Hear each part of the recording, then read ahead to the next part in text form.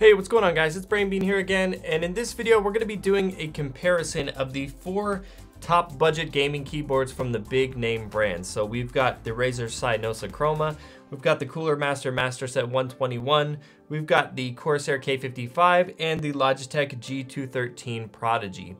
Now, all of these keyboards are kind of the more budget-friendly options that you'll get from those big gaming name brands, so I thought it would be fun to do a big comparison. And because I'm doing it this way, it's not going to be quite as in-depth as my regular reviews are. But if you guys are interested in learning more about any one of these keyboards after this comparison, I'll leave links down below of all of my reviews. I've done one of every single one of these keyboards, and you guys can find that down below in the description. I've also done a couple of head-to-heads between some of these as well. You'll find those down in the description right along next to the main reviews. So jumping right into this comparison, I want to start it off by looking at the keyboard's overall construction and design. All of these keyboards are made almost entirely out of plastic with the exception of the Coolermaster keyboard. It's got a little bit more metal in there, a little bit more hefty. It's definitely weighs the most out of all of them, feels the most sturdy. Next down from that one is the Razer Cynosa. This one's a little bit heftier than these other two, but not nearly as much as the Cynosa is. And the K55 and the G213 are just pretty flimsy, with the K55 being by far the most plastic feeling, but it's also the cheapest, so I find that a little bit more forgivable when you kind of take the price into consideration. Also going into construction and design, we look at the actual body of the keyboard and the overall footprint. The Coolermaster keyboard is by far the most compact. It doesn't really take up any more desk real estate than it has to. And then next you have the K55, is also pretty compact, but it also has the macro keys that make it take up a little bit more space. And then you have the Cynosa, which very much resembles the Black Widow, so it's kind of got that same shape and the big plastic casing that goes over the top of it. And then you have the G213, which has the built-in wrist rest that just takes up a massive amount of space, especially for a more budget membrane keyboard. The thing is just huge. All these keyboards do have RGB functionality. I'm going to start by talking about the K55 a little bit because I think it's probably the least of the 4. The K55 has 3 distinct lighting zones, which means that you can change all of the colors of the keyboard, but you can only do it in these 3 zones. So not only will your static colors consist of just 3 different parts of the keyboard, but also your animations only run over these 3 zones. So it kind of results in kind of like a little bit of a stop motion effect where you just have this real choppy animation as opposed to something much smoother. Now we come over to the G213 Prodigy. This one has 5 lighting zones. So again, you don't have per key illumination, but you're gonna have a little bit better animations all the way across the board, and you have a little bit more options to play with the 2 additional lighting zones. And when we come over to the MasterSet and the Cynosa, both of these do have full per key RGB illumination, with the main differences being that the Coolermaster keyboard uses the mechanical membrane hybrid switches, which we're going to talk about here in just a minute. But the big thing with the lighting on those is that it has more of a clear kind of switch body, if you will, kind of like the exposed switches of mechanical keyboards. And this gives you a little bit more kind of ambient lighting, and with the full per key illumination and the nicer animations, it just really makes the keyboard pop. And the Cynosa's big advantage is that you get the full power of Razer Synapse. So you get the ability to layer a lot of custom effects, you can make your own animations and profiles, but you also have the in-game integration, which is a pretty big one that you get from Razer, especially with a lot of Blizzard games and things like that, built right into the keyboard. And that is something that is really appealing to a lot of people, especially people that play a lot of Overwatch and stuff like that. And what the overall look of the lighting on these guys is another thing that's worth looking at, because even though the K55 doesn't have a lot of customization value to it, the overall look of it is still pretty nice because it still gives you that kind of raised look that you would expect from Corsair's mechanical keyboards. It's not nearly as good as the mechanical ones, obviously, but you get that kind of clear, white, opaque membrane underneath that helps kind of carry the light throughout underneath and through the sides underneath the keys. So it looks cool across the room. It looks cool when you're using it. It just makes it kind of overall a nicer RGB experience. When we come over to the G213, it's a little bit different story. It's got the plastic top casing. You don't have any white backplates or anything behind the keys. The membrane itself doesn't have a white color to it. So really the only color you're getting out of the keyboard is from the keycaps. Now that would be okay if it was like something like the G810 or their better mechanical keys that use their Omron switches. it would be a lot better because the Roamer Gs have the light pipes that really permeate those keys. You know, Logitech's mechanical keyboards, you don't see a lot of light coming from around them either, but the actual keys themselves, man, those things pop. But on the G213, unfortunately, that's not really the case. The keys themselves look pretty dull, and the lights don't even really permeate the characters on the keys that well. So unfortunately, not only do you get good lighting on the outside, but even on the keys, it really doesn't look all that great. And then you come over to Coolermaster's MasterSet keyboard. It gives you a really nice ambient effect. I think by far, lighting wise, it looks the best because you get that clear switch casing, you get really nice permeation of the keycaps, and overall I think it just looks pretty good. And then you come over to the Cynosa, which I think just looks a lot like any other Razer keyboard. You get nice, bright, vibrant lighting. You have a white layer underneath the membrane mechanism, so it helps permeate those lights all the way across the keyboard, all the way in between all of the keys. But again, you don't have an exposed switch design, so you don't have as much ambient lighting around the room. But for the actual user looking down at it, it's still gonna look pretty good. All right, so let's talk about the membrane mechanisms on all 4 of these keyboards. I'm gonna start with the K55 because I believe this one to be kind of the more classic membrane experience that you're probably used to. It's still not as squishy as kind of the membrane keyboards of the older days, but it is, out of all of them, probably the squishiest feeling one. With the G213, it does feel good as far as the mechanism itself, but the keys are real loose and rattly compared to some of the other ones. And I just think overall the experience on this one is not going to be as good as these 2 guys that are the main standouts, the Cooler Master and the Razer keyboard. I'm going to go over to the Razer one next because this is what they are calling their newer membrane mechanisms, and it's a squishy feeling, but it's also crisp, and there's almost zero key wobble because they use sliders over their membranes, which I think it's important to note the Logitech one does as well. They call it their Mechadome keys, but it's just sliders over domes. It's not really a mechanical membrane hybrid or anything. But there's a lot more rattle in the Logitech one than there is in the Razer keyboard.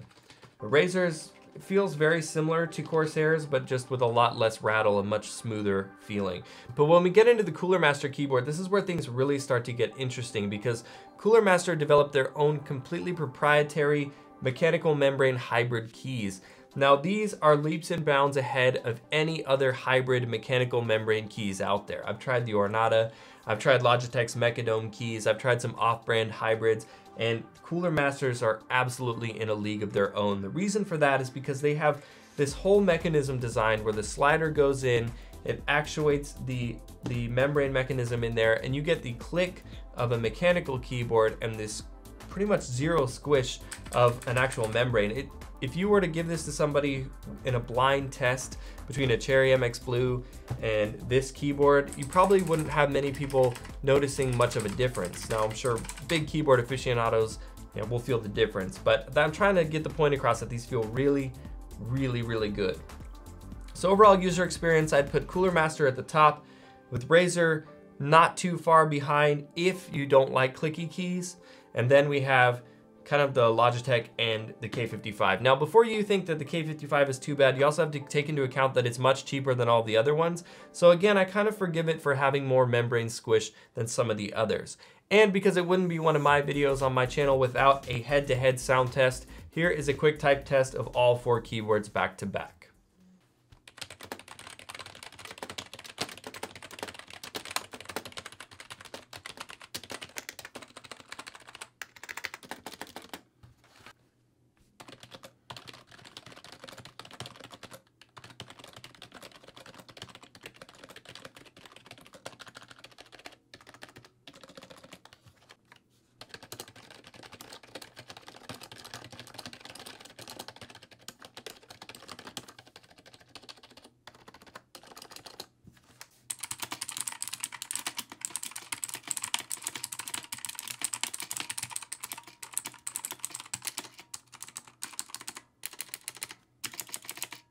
So now looking at the fonts on the keyboards, the Cynosa Chroma uses what Razer's been using more recently, that nice, newer minimalistic font that I think looks really good. And it's kind of the same with the Cooler Master's keyboard as well. It's a nice minimalistic clean looking font, which I can appreciate. Now when we come over to the Corsair and the Logitech keyboard, these start to get a little bit more obscure. The K55 has what I would call a watered down version of their mechanical keyboards fonts. It's not nearly as over exaggerated or big and bold as you would find on the K70 Lux, but it's still not what I would call a clean minimalistic font. And then we come over to the G213, and it's kind of just a weird blocky looking font. It's not horrible by any means, but it is probably the most stylized of the actual 4 fonts on all of the keyboards. All right, so real quick, going over extras that come with these keyboards. The Cynosa doesn't really come with any extras to speak of. You pretty much just get that full customization that you get with Razer Synapse. Same can be said with the Cooler Master MasterSet. Now, it is worth mentioning that this one comes with a mouse, and because we're just doing keyboard reviews right now, I'm gonna just say the mouse is a bit of an extra, because I do think, and I did say in my review of it, that the keyboard itself is worth the full price of the bundle anyways, so the mouse is kind of an extra in my opinion. The G213 starts to step it up in the extras department a little bit. You do get a full set of dedicated media keys, you do get onboard brightness control and a macro recording button, as well as an integrated wrist rest, which I don't really like, because if you have longer hands like I do, my palm doesn't even touch the wrist rest, and it makes the keyboard look bulky and ugly. So I'm not a huge fan of the integrated wrist rest, but it is nice to have kind of the onboard media keys and some of that other functionality there. But the king of the extras department in the budget keyboards is by far the Corsair K55. This keyboard gives you a full set of dedicated media keys, you get onboard brightness control, you get a Windows lock mode for gaming, and you get a macro recording button. And additionally, on top of all that, you also get 6 dedicated macro keys on the left side of the board, and you get a removable plastic wrist rest. That's a good sized wrist rest. It would be nice to have a rubber one, obviously, but considering the price point of that keyboard, again, it's pretty forgivable, and just to have this amount of extras, it's just unheard of to have that much packed into it, which is why, you know, I've always said the K55 is a fantastic budget gaming keyboard. All right, so before we get into my final closing thoughts on these keyboards, let's look at the prices, because the price does definitely factor in, especially when you're looking at budget gaming keyboards. So the cheapest one by far is the Corsair K55. Now this one has an MSRP of 50 bucks, but right now for the holiday sales, it's on sale on Amazon for 35 bucks, which is freaking crazy. Then we have the G213 Prodigy, which is normally $70. Again, this one's on sale for 35 bucks, but like I said, it's just not as good as all these other ones anyway, so it really just can't compete, which is probably why it's on sale. Then we have the Cooler Master MasterSet and the Razer Cynosa. Now the Cynosa is not on sale. It did just come out like 2 weeks ago, so it's still full price at $59.99. It also has the Pro version with the Underglow for an extra 20 bucks at 80 bucks. But it really doesn't do much other than just give you that extra aesthetic value. The Master Set is a little bit interesting because it's normally $80, and again, that's for the keyboard and mouse, but right now it's on sale for 62 bucks, which is a pretty dang good deal, because I think the keyboard itself is worth the $80 at full price anyways. So at this point, normally you guys know that when I do comparisons, I don't really like to pick a clear winner, because a lot of this is personal preference. You know, you pick the features that mean the most to you, and then you kind of make a decision. There's not a perfect gaming keyboard out there, at least yet, but I'm sure it's probably coming. But because we have so many keyboards here, I'm gonna go ahead and just let you know some of my personal opinions that I've observed in using all 4 of these keyboards, and let you guys kind of take the ball and run with it from there. I am gonna start by saying, just don't consider the G213. Logitech's keyboard just doesn't cut it compared to the other keyboards, unfortunately. Now, the K55 is by far the most budget-friendly and also comes with the most extras. Now, that comes at a cost of the lighting. The lighting is by far the worst of the rest of the keyboards here. It gives you the least amount of customization, and they're probably the dimmest, least vibrant ones. But if you're somebody that cares more about experience and not so much lighting, the K55 is absolutely the way to go. It just gives you a ton of features for an insanely good price. When we come over to Cooler Master's keyboard and Razer's keyboard, well, the Cynosa gives you by far the best lighting customizability, and if you're someone that's into RGB and you like in-game integration, you want to see the controls move with Overwatch, the Cynosa is by far the cheapest price of entry to the Razer Synapse experience. So if you're someone that wants that customization, you want that integration with your other peripherals, then the Cynosa is the way to go. The overall user experience is pretty good, not a lot of extras, but really great lighting. When we come over to the MasterSet, this is when things start to get interesting because in my opinion, it's really on the borderline of being mechanical keyboard grade kind of build. You have the exposed clear switches, which gives you awesome looking lighting. I think the actual lighting on the MasterSet keyboard looks the best, and the user experience with the keys again is better than all of the other ones because of that proprietary mecha membrane that you get. You know, that key just feels absolutely great. But you don't get media keys, you don't get a wrist rest, you don't get macro keys, but you do get the mouse thrown in there, which is pretty nice. So like I said, guys, a lot of it just comes down to what features you value most and where your budget falls and how much these different things mean to you. So with that, I'm gonna pass the question off to you guys. Let me know in those comments down below which one of these 4 keyboards you guys would pick. Let me know what of those different features mean the most to you.